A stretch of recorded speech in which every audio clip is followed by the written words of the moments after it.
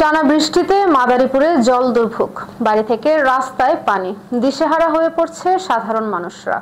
মাদারীপুর থেকে রাসেল ব্যাপারীর প্রতিবেদনে বিস্তারিত।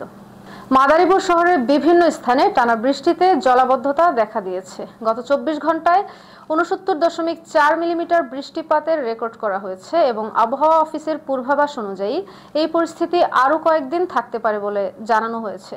শহরের পুরান বাজার, হামিদ আকন্দ সড়ক, ডাক্তার অখিল বন্ধু সড়ক, শহীদ মানিক সড়ক, মন্টু ভূঁইয়া সড়ক, শহীদ বাচ্চু সড়ক, পাবলিক লাইব্রেরি রোড সহ বেশ কিছু গুরুত্বপূর্ণ এলাকায় হাঁটু পর্যন্ত জল জমে গেছে। এর ফলে সাধারণ মানুষের দৈনন্দিন জীবনযাত্রা ব্যাহত হচ্ছে।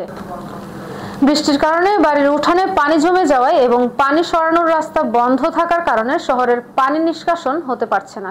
এতে চরম দুর্ভোগে পড়েছেন খেটে খাওয়া সাধারণ মানুষ। জলাবদ্ধতার কারণে রাস্তায় যানবাহন চলাচল ব্যাহত হচ্ছে এবং অনেক দোকানপাট ও বন্ধ রাখতে বাধ্য হচ্ছেন ব্যবসায়ীরা।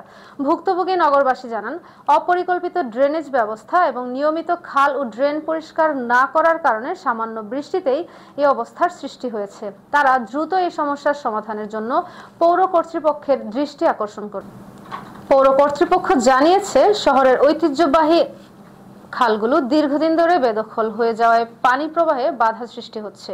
খালগুলো উদ্ধার করে পুনরায় খনন করার কাজ শুরু হয়েছে এবং আশা করা যায় খুব শীঘ্রই এই সমস্যার সমাধান হবে।